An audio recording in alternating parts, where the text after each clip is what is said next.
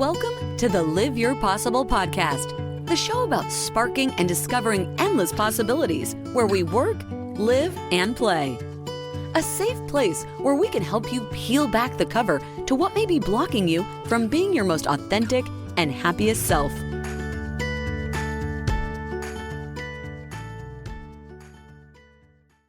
Our guest today is 4,000 miles away and calling in from Denmark. Alexander Kjerulf is the founder and chief happiness officer of Woohoo Inc. and one of the world's leading experts on happiness at work. He is an author and speaker, presenting and conducting workshops on happiness at work at businesses and conferences in over 50 countries. Tune in as we learn a new word only spoken in Scandinavian countries and define what happiness looks like and doesn't in the workplace. We jump into examples where negative or even fake cultures drive unnecessary treatment or layoffs, and why that is bad for people and the companies. Take in the simple messages from Alex that he has boiled down from his extensive research to help you connect with your own happiness and how to bring this out in others at work and in your community. Enjoy. Alex, it's great to see you again. We met in Copenhagen in 2018 at this amazing conference that you hosted from Woohoo Inc. and it was called Happiness at Work. How about that? And so glad to have you on the show. My absolute pleasure. Yeah, it's pretty cool. I learned a new word when I was out there too, and I'm going to try to pronounce it. So please help me. And I believe it goes something like Arbejdsglaede. That was very good.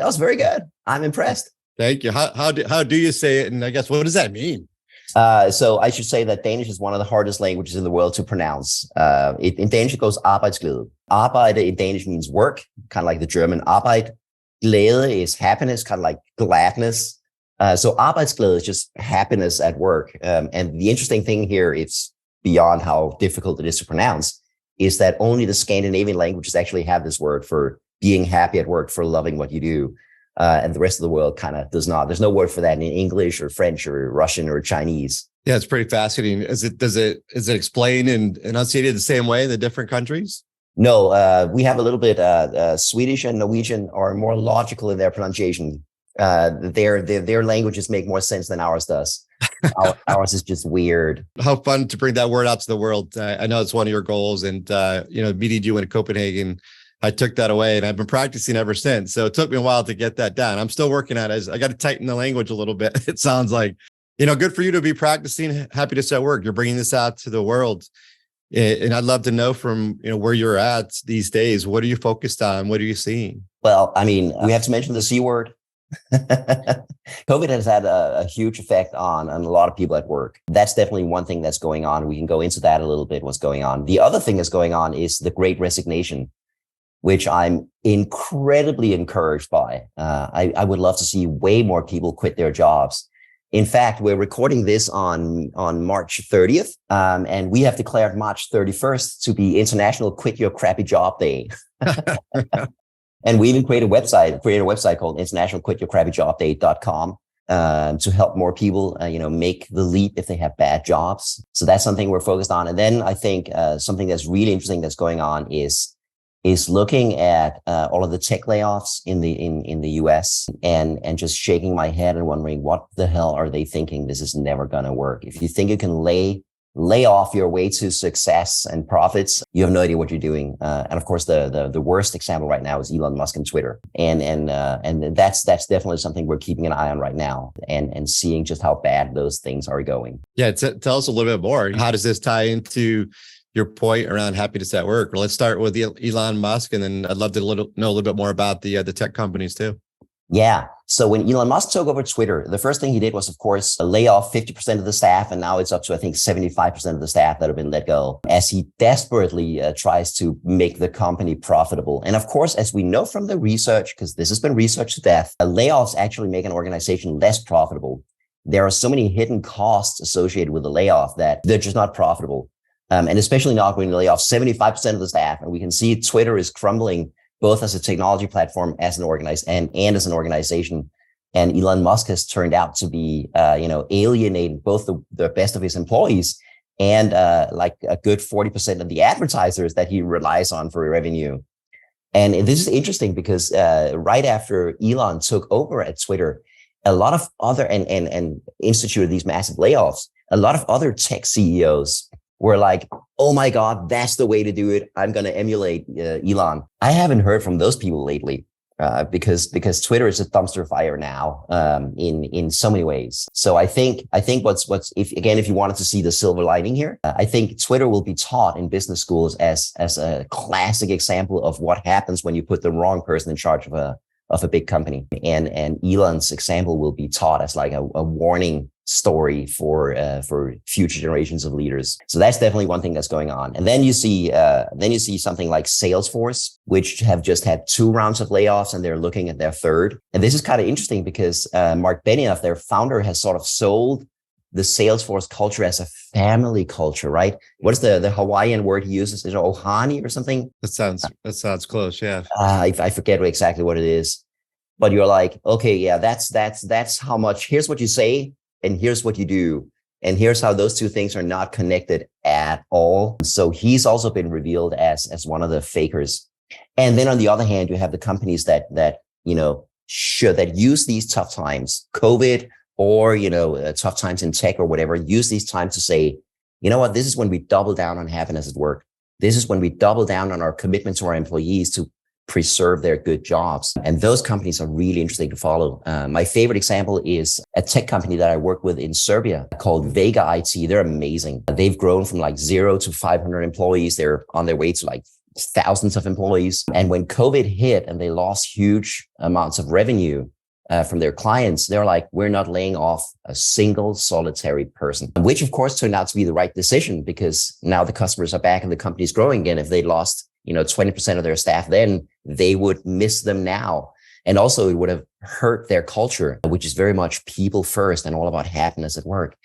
So I think now we have those 2 examples, right? We have Salesforce, Twitter, Meta on one side, and then we have the companies that actually show that they do care about their staff, even in tough times. And those companies are worth following. Yeah. Are some of these reactive situations where leaders are just trying to survive in the moment? Or what do you think the causes are? Because I think there's some benefits with waiting it out. I think we've seen some companies. We even have a mutual friend with Gary Ridge. I think he did something similar at WD-40 where he focused on his employees first. And what do you think? What do you think is causing this? And what are some of the good examples, and what are they seeing coming out of it? Yeah, I think from where I'm sitting, I think there's massive pressure on top leadership to sort of follow business orthodoxy. And business orthodoxy says, cut costs. If you can lay off people, do that. And that pressure exists at all times, but it becomes especially tough in tough times when the company's losing money. And if you have like an activist investor demanding that you cut costs, if you have like board members or stockholders, it becomes incredibly hard to say, no, that's a bad idea. I'm not going to do it. You will also have like the financial press clamoring for layoffs. I've never seen a single financial analyst ever commend a company for not laying people off. But every time they do like a 5% or 10% layoff, they're like, this is management making the tough call and showing decisiveness. And this is going to work. And so there is a lot of pressure on top leadership to do these kinds of things. And also, it is virtually a risk-free decision, because if you lay staff off and then the company improves, you will be hailed as a hero, right? Mm-hmm. But if you lay staff off and it doesn't help the company, which in most cases it doesn't, then you can use that as evidence. See, times were super tough. Those layoffs were absolutely necessary. In fact, we're probably going to need to do more layoffs. And no CEO ever got fired for doing a layoff, ever in the history of business. So it's a cowardly decision, but it's safe. It's safe. It's self-preservation at its best. It's protecting oneself versus the others. And we both know where we get a lot of joy from is helping out other people. And, certainly some of the leaders that, we've seen have success here is I believe they've actually put it out to their teams to say, hey, how do you want to best solve this? So it's not just that individual leader making that decision. It's a kind of a collective group decision. And I don't know if there's a couple examples that come to mind that resonate with you. Yes. My favorite example of that it's got to be Xilinx. Have you heard of them at all? No, I haven't. Okay. I talked to their former CEO, Wim Rollens, who's a Belgian man. And I talked to him. I met him at a conference where I was speaking, and he was speaking as well.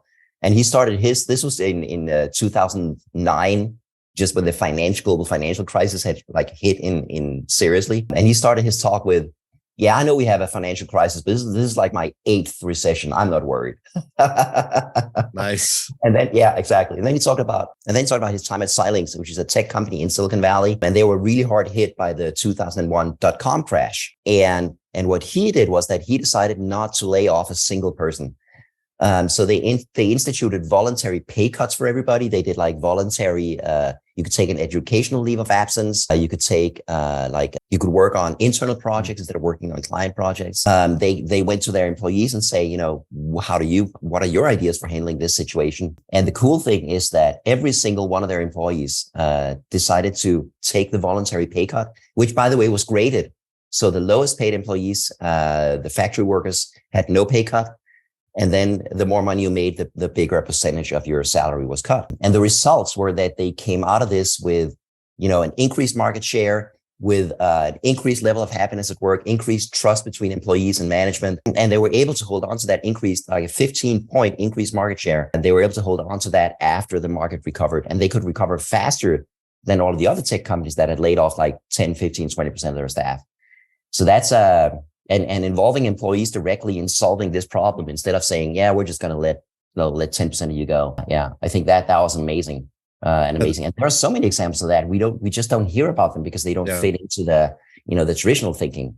Yeah, I agree. And I like that you're putting articles and messages out there. So I'll put some of those links out there for folks to continue the learning there. I think it's great, like Southwest. And I know Gary Ridge over at WD-40, they put it out to the teams too. And hey, you know what? When we trust our teams, the team's going to pick us up. That's what happens. I mean, Rich Sheridan said it with Menlo Innovations. His team picked him up and the team picked each other up.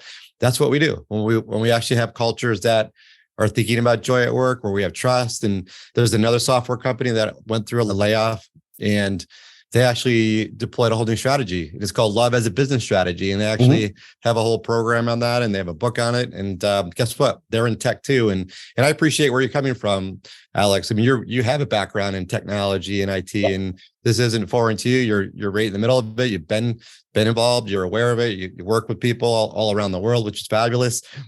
Speaking around the world too, hey, we've talked about the World Happiness Report, and the Scandinavian countries seem to always be in the tops. Like, tell me what's going on over there. Yeah, except of course, it's great, which is great. But of course, I'm a little bummed because Denmark used to be number one. For the last 3 years running, we've been number 2, beaten by Finland.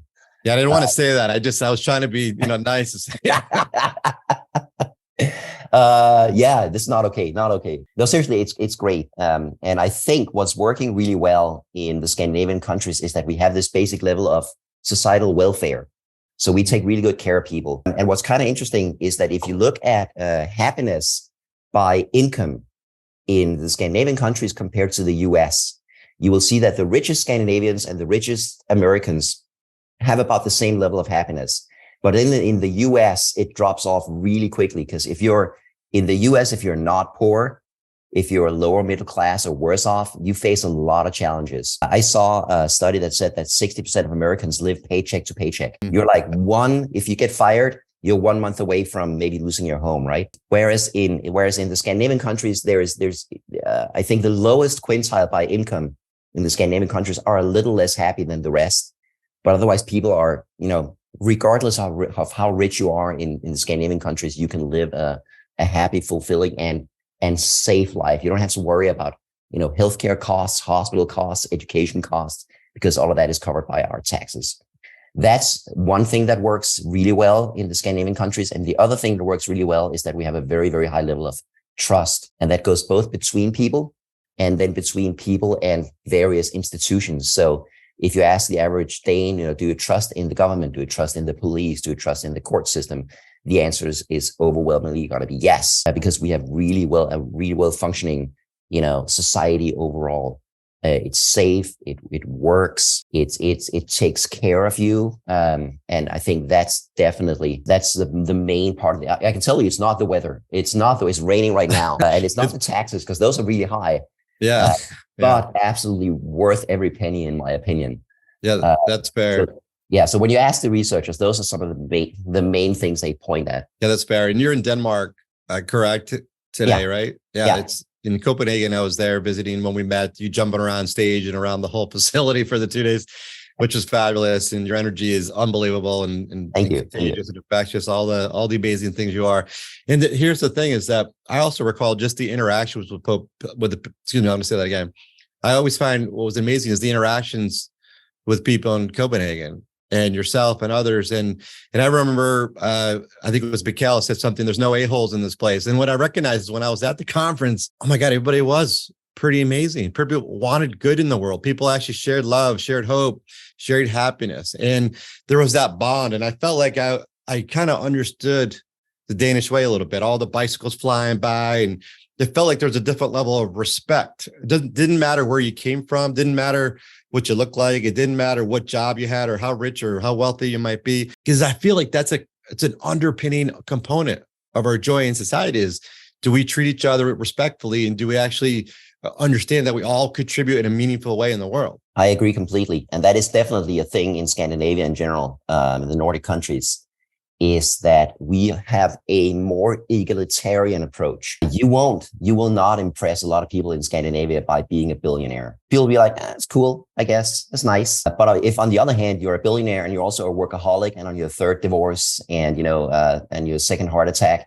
then you're not going to impress anybody at all. People here focus way more on quality of life than on how much is in your bank account. I remember talking to an American venture capitalist who came here to invest in some Danish tech companies and couldn't understand why all the offices were empty at 4 p.m. He's like, people go home, they pick up their kids from kindergarten or school or whatever, and then they go home. And he was like, is nobody here working? Yeah.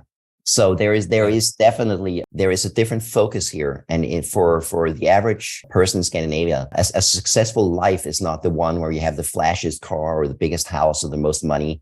It's the one where you have a good quality of life, where you have time for yourself, for your hobbies, where you actually enjoy your work.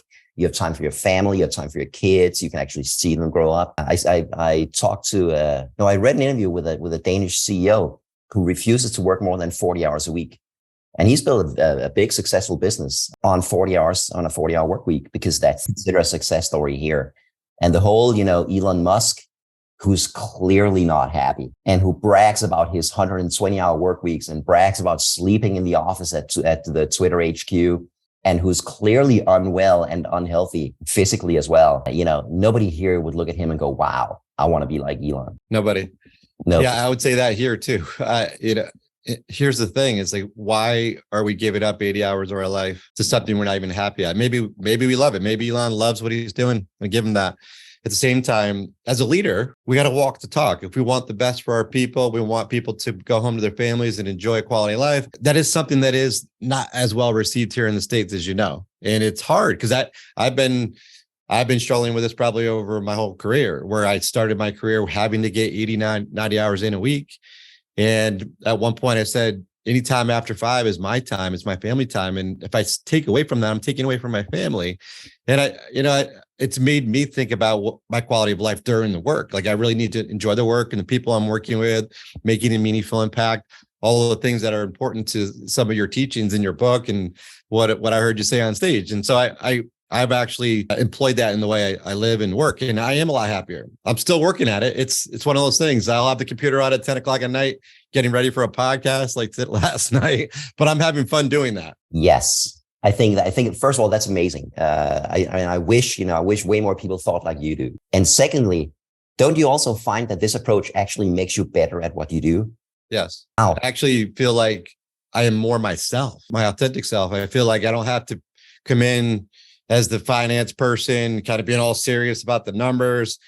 That's what I was. I feel like I'm more authentic. I'm more inclusive. I'm more open-minded. Guess what? I'm more creative. All the things that we've talked about with happiness, more productive. I work on things that are most important. Yes, sometimes we're asked to do things that maybe we don't want to do yet. Guess what? We got to do it because it's going to allow us to get to the next thing that we want to do. Exactly. And, it's that balance. It's a key word that I learned a long time ago, which is balance. Yeah. Understanding when you cross the line, putting the boundaries out there, making sure that we're gonna kick ourselves back in, and it's really about being my authentic self. Guess what? It's a lot easier being me versus someone else. It really is. And I think what's so important here to know, and you know this, but for the listeners, it also turns out that when you, as a leader or even as a regular employee, when you actually like what you do a better job. And as you said, people who are actually happy at work are more productive, more creative, They work better with others. They communicate better. They're more helpful towards others. People are more helpful towards them. Instead, if you're a miserable bastard, nobody wants to help you. I think that's one thing. So there's like a personal benefit. And it also turns out that employees of leaders who are happy at work. So if the leader's happy at work, the employees are also more productive because it has an effect on them. And then the other thing is the balance that you're talking, the work-life balance that you're talking about. It turns out that when the leader overworks themselves, it has a terrible effect on the employees. One study showed that if a leader had slept poorly at night, they were more likely to abuse their employees the following day. Yeah, that's just one example. So we know that overworked leaders their behavior towards their employees is worse. More likely to abuse them, more likely to make them unhappy, more likely to make them stressed because they're stressed themselves. And I know you can't tell them this because all of the people who work, all of those leaders who work 80-hour weeks, Elon Musk, 100 hours a week, they're so proud of it.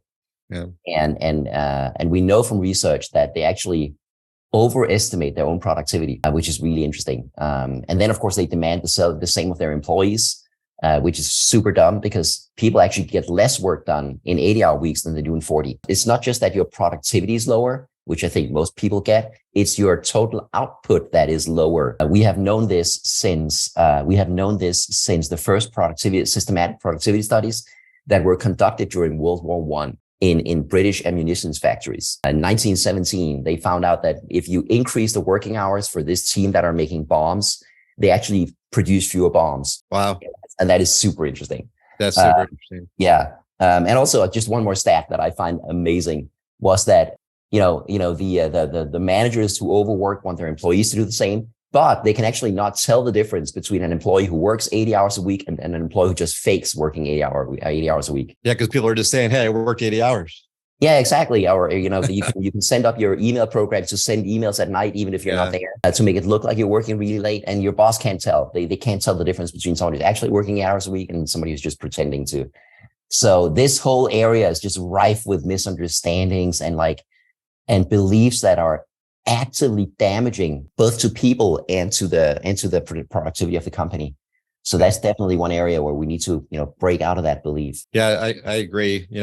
I've even heard global conversations in progress around encouraging 4-day work weeks. And there's a lot of good research on that. And to your point about productivity back 1917 days, right? It's very similar. It's being able to enjoy life a little bit. You're going to come back in more upbeat, more positive, more energy.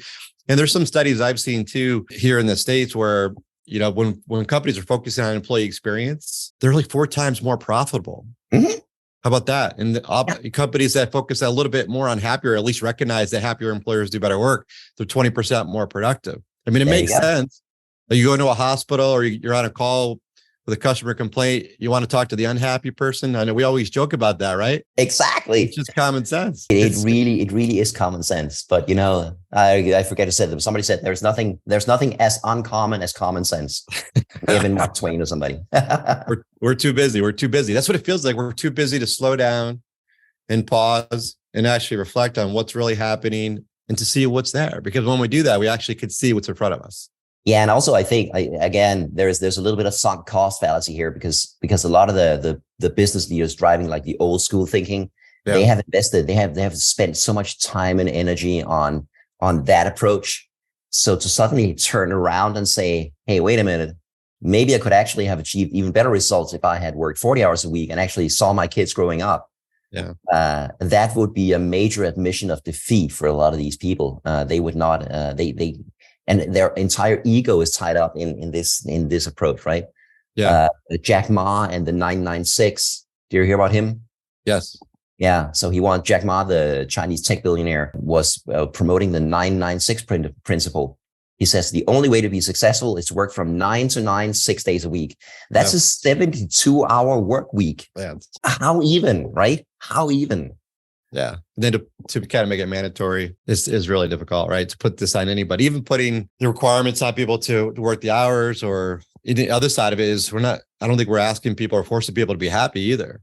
I think we're asking people to consider what's important in their role. And, before we get into your book and happiness at work and what it looks like and how to help leaders think about this, because leaders talk about employee experience, right? 80% recognize it's important. Yep. But only 20% are recognizing that they're actually doing anything about it. And then like go on the other side of happiness too, like the studies I've seen, we talk about people are more productive and more energetic, more loving, more creative, yet only 30% of people are happy in their job today in different studies I've seen. So, I mean, what the heck's going on? I mean, before we get into that, I'd love to go in a personal direction with you about, Sure. have you always been happy? Have you always been like, where does this come from for you? Like Hell your no. beliefs, like your childhood, like how did you get here? Yeah. Oh, hell no. I'm not a naturally happy person. My background is in engineering, in tech, right? Which is very much about finding flaws and errors and everything. And I'm very, very good at that. So I've had to train myself in these methods that we teach others as well, and try to train myself to be more positive and happier in what I do. But I will say that it's always been a personal life goal of mine to have a job that I actually enjoy. This is from way back when I was in high school, and I was looking, I knew I wanted to go to a university. I was like, what should I study? And my main goal was I want to find something that I enjoy, where I can have a job that I actually like. So it's always been a personal life goal for me. And then so I got a couple of jobs. The first job I got made me desperately miserable. I just did not fit in. It was not a bad workplace. It just wasn't the right place for me. Then I got a job in a small consulting company, and that was nice. And then I quit that, and I co-founded a tech company here in Copenhagen in 1997. When we did that, our main goal was to make it a happy workplace. We sold the company in 2002. And then I decided, this happiness at work is great. Somebody should do something about it. Yeah. And that's when I started doing talks and workshops for clients around the world. That's how I got into this field. But I know, I'm not a natural speaker. I had to learn how to give a good presentation, and I'm not a naturally happy person. I've had to learn this myself. Yeah. Yeah, I'd love to understand how you got there too. And, did you have some elements in your childhood that you were thinking, hey, I need to find a job that I enjoy? Was there something you had learned or you had seen? Yeah, definitely. I mean, there are two things probably drove me. One was definitely my dad, who was miserable at work and a terrible manager. So a lot of it was looking at how he approaches work life and saying, I'm going to do the opposite of that. And then the other thing was after I had graduated from university and I had the first job that I didn't like, and then the consulting job, the job in the small consulting company, tech company for a couple of years, I was miserable because I had lost sight of what made me happy. So I'd moved to a new city. I didn't know anybody there. So I had no friends. My days were like work, come home, eat a pizza, watch TV, go to sleep, repeat the next day, right? I made a buttload of money. I had a lot of overtime hours, but I was miserable. And then at some point I was like, you know what, this is not working. I need to find a new way to approach this. And that was my personal awakening in my own work life. And that was definitely something that I took with me when we then co-founded our own tech company. That's I think that were probably the main thing that drove me. Yeah, that's I think it's fabulous that you went and listened. You listened to your dad and what he went through. And sometimes our best lessons are learning what we don't want to do. And unfortunately, your dad, had to deal and cope with some of those components of not enjoying what he was doing, and sometimes learning what not to do it better or differently. That's kind of what evolution's all about, right? And then you took the step of, hey, I'm going to quit. I'm going to go do this differently because I have a life to live. I want to be happy. I want to bring out the best in the world or whatever that might be. And you did it, right? So let's talk about that. How did you do it? How did you employ what you developed? And you wrote books, this book behind me, one of my favorites. Thank you. Thank you so much. Wherever you'd like to go, because I'd love for the listeners to hear, hey, wait a minute. There's something here where I work, something I want to do as a leader, or maybe I don't lead over people yet. I have a voice to be able to step in differently. Maybe there's some ideas you could take us down a path or two. And maybe some of the things you did along the way that actually you learned, maybe it didn't work, but you had to do differently. Sure. So my personal journey was like, I got the idea, I want to promote happiness at work. And the next question was, awesome. How? So here's how I approached it. The first was research, right? Because I came from engineering, completely different background. So I started researching the heck out of this. I read a couple of 100 books on, happiness and psychology and organizational theory and management and case studies and all that stuff. And I was like, okay, now I know some things. Then I started talking to people and I went out into my network, with interesting people, and I talked to them. So what is happiness at work to you? What do you think makes you happy at work? What do you think makes other people happy at work? Why do you think happiness at work is important? That kind of thing. And then I talked to them saying, who else should I talk to? and, spread out through there. And that introduced me to a lot of really cool people. And then at some point I was like, okay, I could design this forever. I need to try it out. And then I was like, oh yeah, I'm going to design some workshops and some speeches, and I'll see if anybody, I'll put up create the company, put up the website and see what the hell happens. And I got my first client. It was amazing. Yeah. And then, one client leads to the next one, leads to the next one, leads to the next one. And suddenly it's taking shape and spreading. At first it was very much in Denmark, and then it started getting international clients as well. I think what's worked for me is this focus on always being willing to share what we know. So we have like a YouTube channel, we have a blog, we have social media where we put all our stuff out there. We don't keep our, trade secrets close to our chest. You can find so many videos out there of me giving a keynote somewhere, giving a speech somewhere. And I have no problem with that. If somebody wants to watch that instead of booking me, go for it. But what I find is that when you're open with your content, when you're out there sharing what you know because you hope it helps people, then people kind of want the best. They like you and they want what's best for you as well, and they're willing to help you. So that's very much been our approach, and figuring out how do we get as much of our stuff out there where it can actually help people, instead of feeling like, I can't share any secrets without charging you for it. Yeah. Right. So those are some of the things that have worked for us. And then there's just this constant willingness. I think is very important. This constant willingness to follow the evidence, follow the research, because let's face it, there's a lot of nonsense in this field. When you have something like happiness, right? There are a lot of gurus and experts who are willing to, they have like one tool they want to sell you. And you know what they say, if all you have is a hammer, every problem looks like a nail, right? One of my favorite examples is like color theory. There are people who say that if you want to make your employees happier, you need to paint the walls different colors. And I'm like, it's not going to make any difference. No difference whatsoever. I know. So it's nice. It's nice to look at. It's not going to matter. It's just one example. So follow the research. If whatever field you're in, there's probably science on it. Can you find that science and follow it to find out what actually works, instead of just doing what you think works? And it's been 20 years that I've been doing this now. And we've definitely, our message has changed a lot as we realized, we thought this was true, but then new research says it's actually this way. And then, and then we follow that. So those are some of the pointers that have helped us. And then beyond that, we've just been incredibly lucky and fortunate that we have a message that I think resonates with a lot of people. Yeah, it absolutely does. It's infectious and it's energizing. And one of the things that's really important for the listeners is that you've done all the research for happiness at work. So take advantage of this. So don't feel like you need to go out there. I certainly have read a bunch, and I went to see you in Copenhagen for that very reason, right? And I recognized I needed to be there, and I belonged. I felt like I belonged at that conference. It's one of those moments. There's been a couple, and that's one of them where you kind of fit in. You're like, whoa, this is it. This is what it's about. And I appreciate everything you're doing. I'm glad you've started this path. And I'd love to hear a little bit more about, well, what the heck does happiness at work look like? Oh, that's a great question. And it can look very differently because we're all different people and we all look different when we're happy. I remember that this is the very first workshop on happiness at work that I did for a client, right? There's this group of people from a major car brand, from their administrative office here in Copenhagen. And so we do the workshop, and then at the end of it, I asked them to share, what did you get out of it?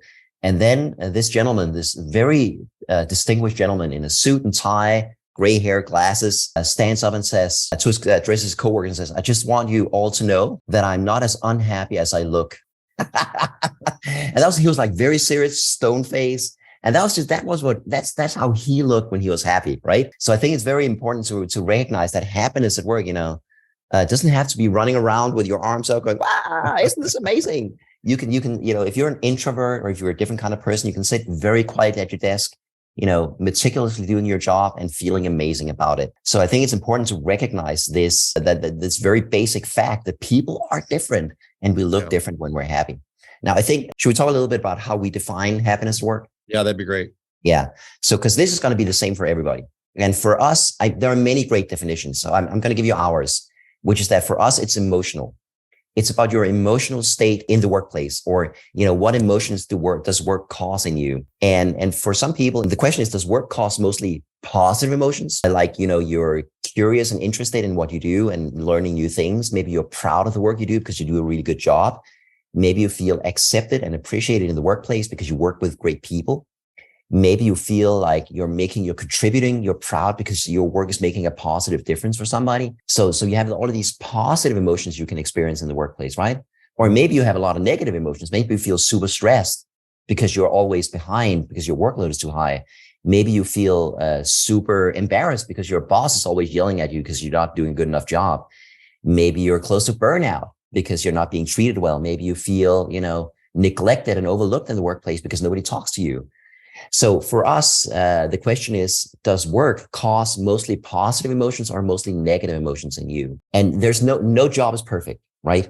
There is no job that'll only feel good. There's going to be, like you said, crappy tasks that, they suck, but you got to do them. So get it over with, do them, right? But the question is, does work mostly make you feel good, like emotionally, or does it mostly make you feel bad? That is how we look at it, that it's essentially emotional. And this is a crucial distinction because a lot of companies and a lot of leaders focus on employee satisfaction, which is a little bit different in that it's more, shall we say, rational, logical. It's when you sit down and you sort of weigh all the factors in your employment situation. Your salary is fine, but maybe your commute is a little long, hours are high, but on the other hand, your boss is nice or whatever. And you sit there and you sort of rationally evaluate your situation. That determines if you're satisfied or not. And we think that the happiness part, the emotional part, is way more important because we know from the research that emotions have a huge effect on how we perform and how we feel in general. It's not just about feeling good at work. It's also going to affect your home life. It's going to affect your health. It's going to affect your performance at work, and so on and so on and so on. So that's how we define happiness at work. And that's this emotional thing. That's the same for everybody. Everybody, introverts and extroverts, men and women, young people, old people, doesn't matter, anywhere in the world. That's what makes us happy at work, is when it makes us feel good. And this, of course, is a tough pill to swallow for some people, right? Because some people believe that emotions don't belong in the workplace. Leave your emotions at the door. You can be happy or unhappy at home. Come to work and be a robot.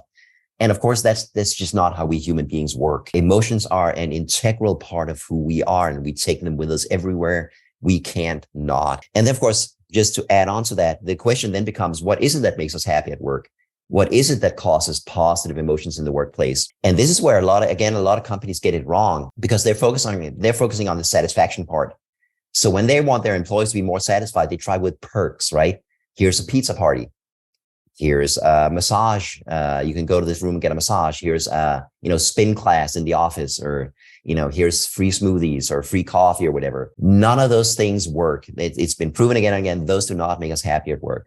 So what does? And of course, our model, our many great models, is that happiness at work comes from results and relationships. Results means that you're good at what you do, you make a difference, you can achieve your goals, and importantly, that your work is meaningful. You can see why your work matters. And then relationships is that you are treated well in the workplace. You feel like you belong. You have a good relationship with your coworkers, with your manager, with the people you work with, maybe even with the clients, whatever. And if you look at the research, I think it's pretty clear that is, it's not the whole truth, but that explains at least 80 to 90% of our happiness work is results from relationships, or as we put it, doing great work together with great people. And that's where you can focus yourself. If you're not happy at work, and ask yourself, how can I get more of a feeling of results from relationships? As a manager, that's what you need to create for your employees. And as companies that work with, that's what we need. We need to create a culture that fosters this feeling of results and relationships. No, what I'm hearing is so much about how people are showing up. They matter. They're belonging. There's so much focus here in the States. I don't know about in Denmark, where we talk about diversity, equity, inclusion, and now we're talking about belonging. Like this continuum continues. And I'm a believer of, as we're setting in at work or we're leading, we're working together, if we matter and belong, doesn't all that solve all of that? As long as we're open-minded and welcoming in, and also providing the right level of work that people are excited about. That's essentially it, right? I mean, that's very much the relationship part, is that you can come to work and be yourself and be accepted for who you are. Yeah. So if you're gay, if you're trans, if you're, a different race, you're accepted for who you are. and maybe even appreciated for who you are, right? Whereas some workplaces are very stiff, and you have to hide who you are. Can I mention a funny example? Please. A friend of mine here in Denmark is like hugely into Christmas. Like starting from December 1st, she's all about the Christmas sweaters, Christmas decorations. It's a whole thing, and it's amazing to watch every single Christmas, right? So a few years ago, she put on Christmas decorations around her desk in the office, and her manager's manager came by and said, "Take those down. This is a workplace. It's not a playground. It's not a kindergarten. You need to project a serious image. Also, you can't wear Christmas sweaters." Come on. Yeah, come on, right? I mean, first of all, she's not even in a customer-facing role, so that made no sense, right? But also, why not let her, right? That's just one example. There's so many examples of that kind of thing, right? Where the company they don't want you to be yourself. They want you to be like professional, put on a mask, put on a suit, and hide who you really are. So that's very much the relationship aspect is very much. I mean, if we want to build good relationships in the workplace, we can only do that if people can actually be themselves. Because if I'm not myself, if I'm faking and you're faking, then the two people building a relationship are not us. They're two other people. It's never going to be any good, right? So that's definitely a huge part of it, when people can be themselves. And then that's relationship. And the other part is results, is when people can actually, when we help them do a great job. And importantly, when we tell them when they do a great job. Yeah. Because in a lot of workplaces, people do amazing work, but nobody tells them. And how the hell are you going to maintain a feeling of results, a feeling that you matter, a feeling that you make a difference, if you never, ever hear about your good work, but you're only ever punished whenever you make a mistake?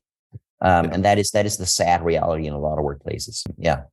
Yeah, we don't reinforce the good. And why would you want to do it again or do it even better? Because it's one of those things, as we continue to do it better, we actually are more productive and we're happier about the work we do. And then we only need to work 4 days a week. Exactly. At the end of the day. Is what needs to happen. And the examples that you're sharing or bringing back for me, 7 years ago, I had this awakening, Alex, where I was that person you're talking about. I was very square, very uptight. My emotions are pretty closely aligned anyway.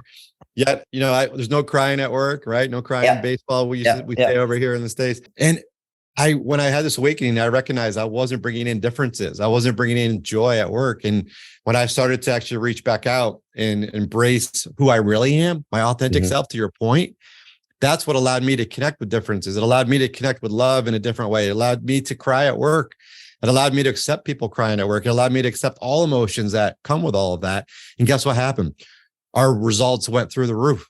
There you go. And I never would have imagined it had I not gone through doing, I'll say, tough work, meaning accepting who I am, and that everything's not perfect, because I was portraying everything was perfect. It really wasn't. I was being vulnerable about what I needed to do better. And I'm on that journey now. And I wish that as leaders, we could actually start to embrace people coming in as their full selves, or at least the part that they want to bring in. And, part of my awakening came from people saying, I need to show up like somebody else. I can't wear the hair I want. I can't wear the clothes I want. I can't do these things. So now I'm actually coming in like what you're telling me to be. And I am being a bit robotic and maybe 40% of myself. And guess what we're getting as far as the work?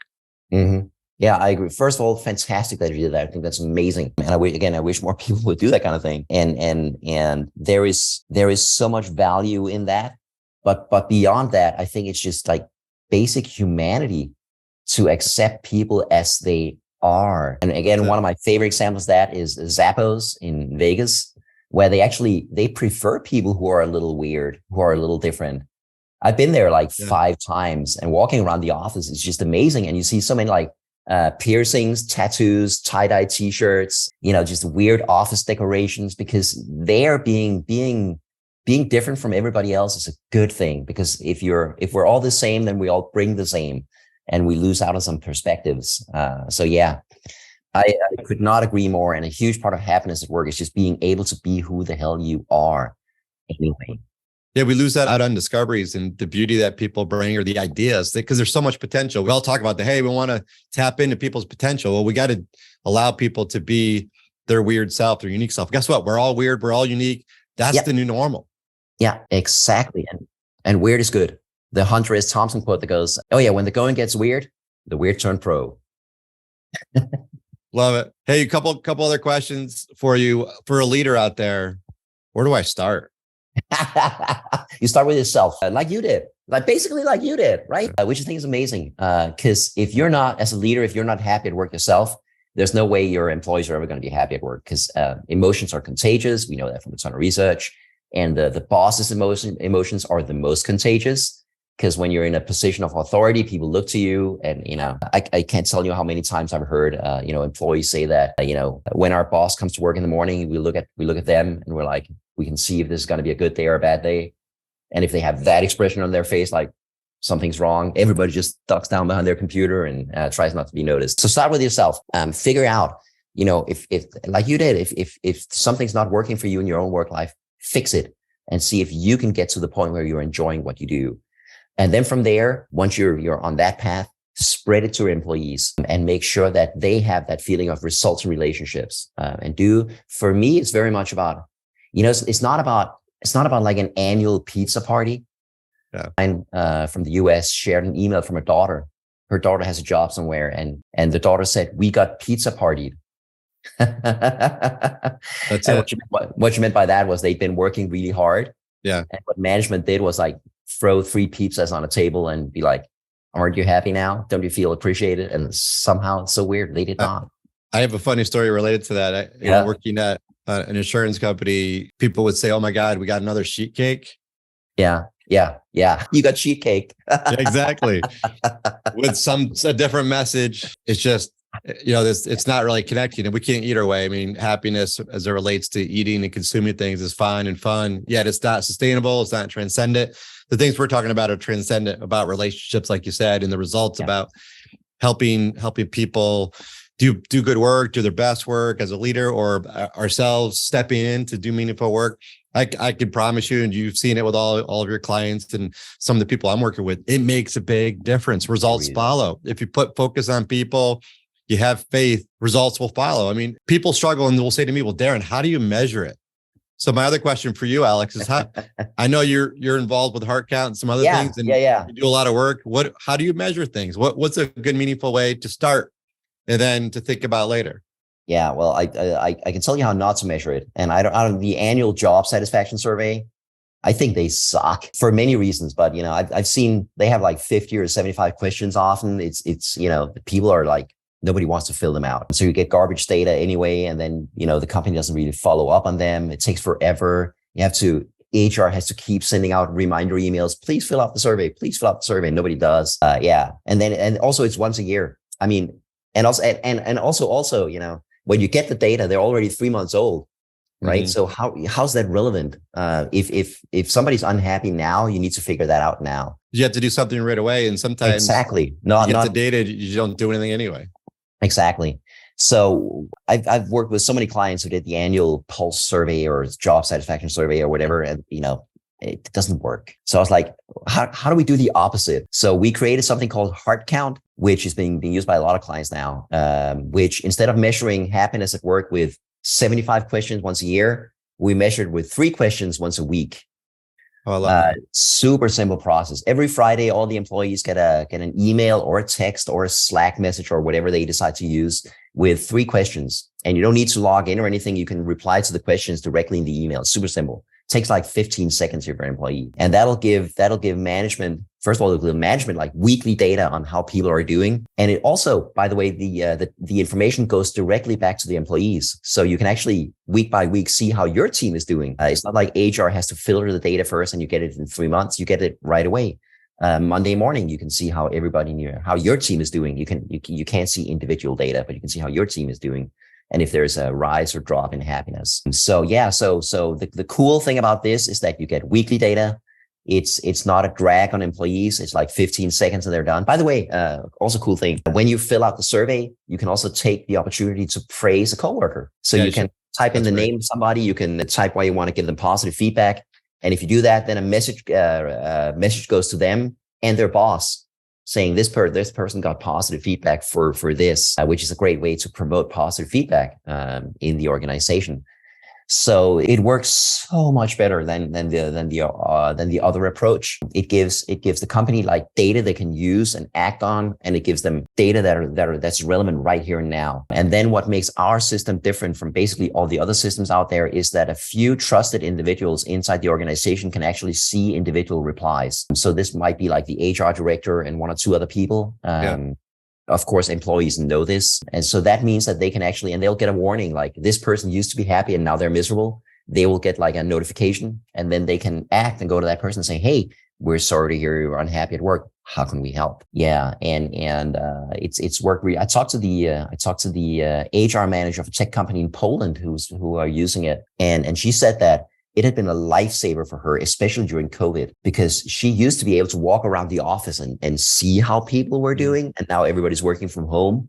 But with this, she could still follow up on every single person very efficiently. So that's a heart count. It's one option. I'm not going to go on and give you the whole ad spiel here, but I think it's very important that you do measure happiness at work, and that you measure it often. And if all else fails, as a manager, talk to your people, right? I mean, like one-on-one, go up and say, hey, how's it going? Is something bogging you? Is there, are you happy at work? What's going on? What's working well? Is there something I can help you with? Do you have any problems we can solve together? That kind of thing. I mean, as a manager, take a basic interest in your people and in how they're doing. If all else fails, that's a great way to do it. But I like having data. Again, engineer. Having numbers on stuff and seeing if those numbers are going up or down. By the way, do you know why we called it a heart count? It's like heart, like the muscle, not as it's because every organization knows their head count, right? Do you know where that term comes from? No. Cattle farmers. Wow. How many heads of cattle do you own? That's your head count. And now we use that in our workplace. I think that's hilarious. That is hilarious. What a connection. Exactly right. So we were like, your head count is how many people work there, and your heart count is how many of them actually want to be there. Yeah. I love it. It's the wavelength, checking the wavelength, the heartbeat, the rhythm, all the fun things that go with it. And it sounds safe. It sounds transparent. It sounds easy. Like at the end of the week, I could go and have my first beer, and I'm done by the time I have my first sip. Pretty much, it's pretty quick and easy. Absolutely. But I will say this, that it doesn't matter how you measure happiness at work in an organization, whatever tool you use, whatever methodology, the important thing is that you act, that whatever comes up, good or bad, that you act on it. Because if you ask employees their opinion and they tell you this sucks, and then you do nothing, that's worse than not asking. So whenever you ask employees about their opinions, their feelings, their thoughts, you take on an obligation to actually act on it. And you can't solve every problem, but at the very least, you need to tell people, okay, you pointed out this problem. Here's why we can't fix that right now. Of course, the best thing is you point out this problem. Here's how we'll fix it. Yeah. But that is the most important thing. Doesn't matter how you ask them. Doesn't matter how you measure happiness at work. Once you have the numbers, act on them and tell people how you acted. So they actually see that you care. Asking them for their opinion and then ignoring that opinion is just a slap in the face. And so many companies do that once a year with their job satisfaction surveys. Yeah, I agree with you. Communication and care, stepping in, as leaders are listening, what can you do? It's as you said earlier, working with yourself first, and then actually reaching back out with genuine interest and care is something that I often will talk about with folks, to say, ask people what good looks like. What's a good day look like? And is that happening? And if it's not happening, how can you step in to really genuinely support that person? If you don't, like you said, like you ask the question, how are you? And you keep walking. It's something we do a lot here in the Northeast and in the States, right? We care to say, hey, how are you? But we're not listening. We're not slowing down to be present and to care enough to actually do something about it. Have you seen Office Space, the movie? Yes. Yeah. Hey, Peter, what's happening? And then he just goes right on. The boss, Lundberg, comes out. Every boss in the company goes, hey, Peter, what's happening? And then they just go right on talking. Exactly. Yeah. It's a fantastic workplace satire, and it really nails a lot of those terrible, including the layoffs, by the way. I got to check that out again. It's such a great movie. Alex, what else is coming to mind for you before we close out here? I appreciate you and everything you're doing in the world and how you're connecting with people, making it safe for people to enjoy and create and develop and foster happiness at work. Arbejdsglaede. I don't know if that was any better. Yeah. Is there anything else that you want to share before we close out? I think one, So here's the thing. I'm incredibly optimistic about the future of work. And I know there are a lot of, it will be very easy to fall into like a negative spiral. Look at Elon Musk and all the other tech bros right now. But there are many reasons to be positive as well, because there are so many companies out there who get it. And you talk to Gary Ridge and you talk to Rich Sheridan.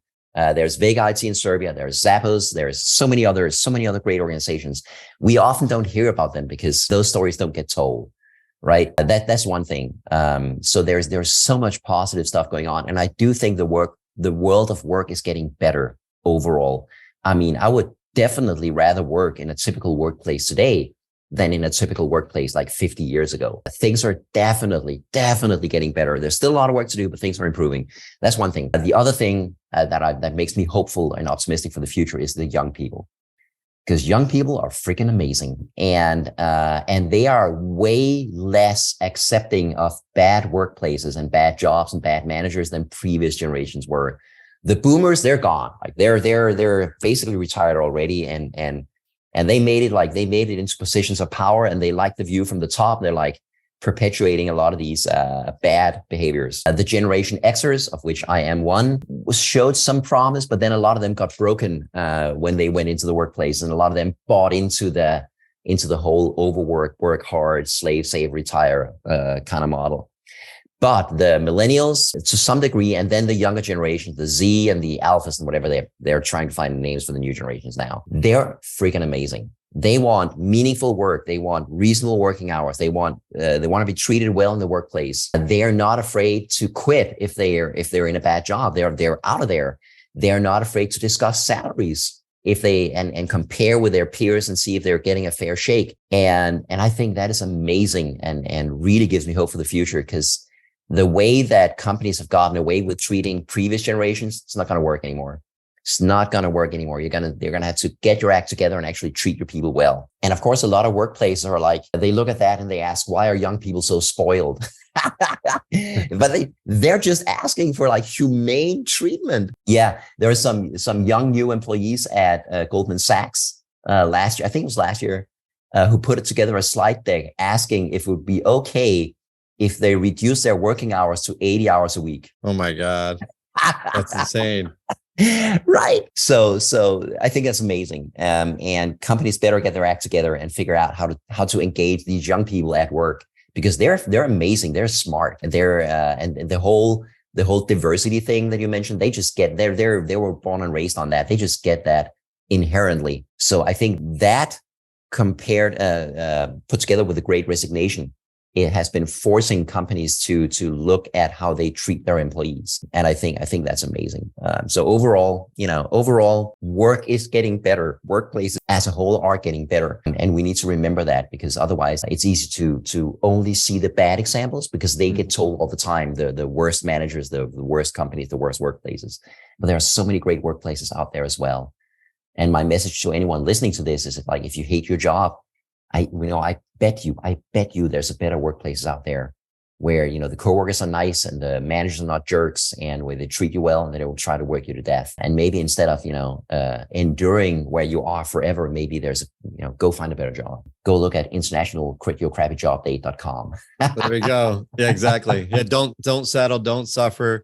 There are moments too where we might be in tough situations or crappy cultures. And, while we're there, if we remain there, it doesn't matter what level or where you sit, take your steps, take your actions, take your small things, show gratitude, have a gratitude wall, show people, do visible things that allows people to have fun, or to share recognition, or to appreciate each other, celebrate the success that's you're happening within your own teams. Because I wouldn't wait for somebody else, because I think too often we wait for other people to do the change. Where if we start to make the change ourselves, other people will follow. Yes, absolutely. And everything you mentioned is all about results and relationships, right? And what you can do, what you can sometimes do is, even in a crappy workplace, you can create a happy team. Yes. Because you can work locally. If the manager gets it and the coworkers get it, you can definitely create like a good culture. It is going to be vulnerable, because pressures from the rest of the organization can definitely, pierce that little bubble. But if you can do it, that's amazing. And if you can't, get out of there. Something better. Don't let them wear you down. Don't let the bastards wear you down. as she says in The Handmaid's Tale. Yeah. Yeah. I'm with you. If you can't change, into, back into yourself or reconnect back into your authentic self, back to everything we're saying, then how can you work there? I understand sometimes we need the paycheck, we need to provide, yet there needs to be a better way. And I appreciate that you're encouraging folks to check that out. I mean, that is at the very fundamental level of happiness at work is you got to take responsibility for your own for your own work life, for your own work, situation.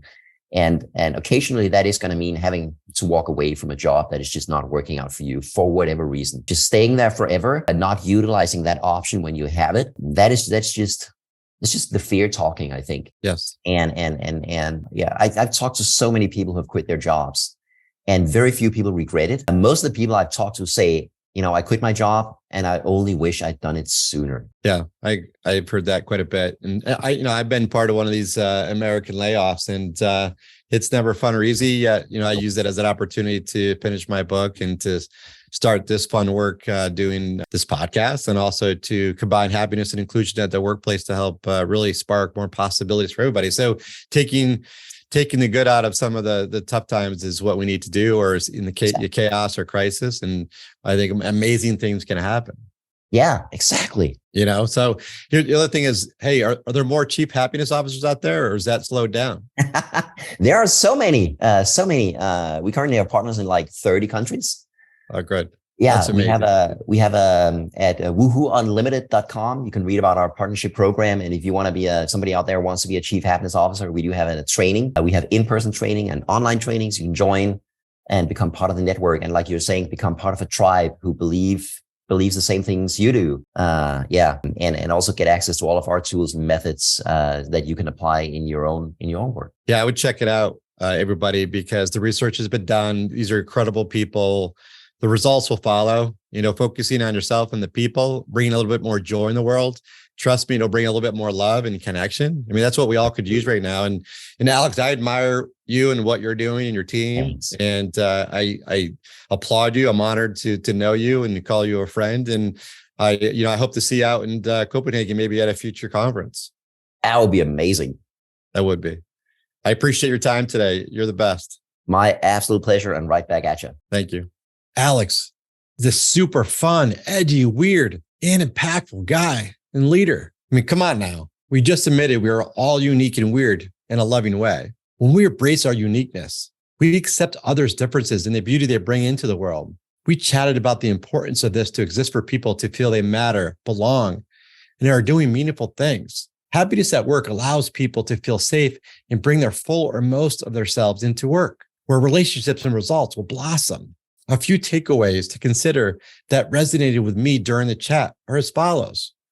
Number one, dig into some of the research that Alex has on his websites to help you connect and make a case for why happiness at work is a worthwhile cause for you and your team. I'll add relevant links to his work and his books to this podcast. Secondly, own your journey and embrace your authentic self, where your beautiful differences and happiness look to see the light of day in this world. Check out my book or website to help you down your path of possibilities. We will all benefit, and you will need to trust me on that. Believe and trust with a faith this effort is worth it. You are worthy, and it'll put you in a much better place. You just got to believe, and you got to take the steps forward. Third, once you have established your commitment to share and foster joy, take small steps and actions with people in your life as part of your daily steps. Check out the CHO training from Alex. It's pretty cool if you want to be a chief happiness officer wherever you live. And also practice some of the everyday actions that are in my book, Live Your Possible, to create more joy, love, and connection in your everyday. As a reminder, change is not intended for you to become someone else. It is for you to reconnect back into your happiest, most authentic self, where you and others can thrive living and loving your possible.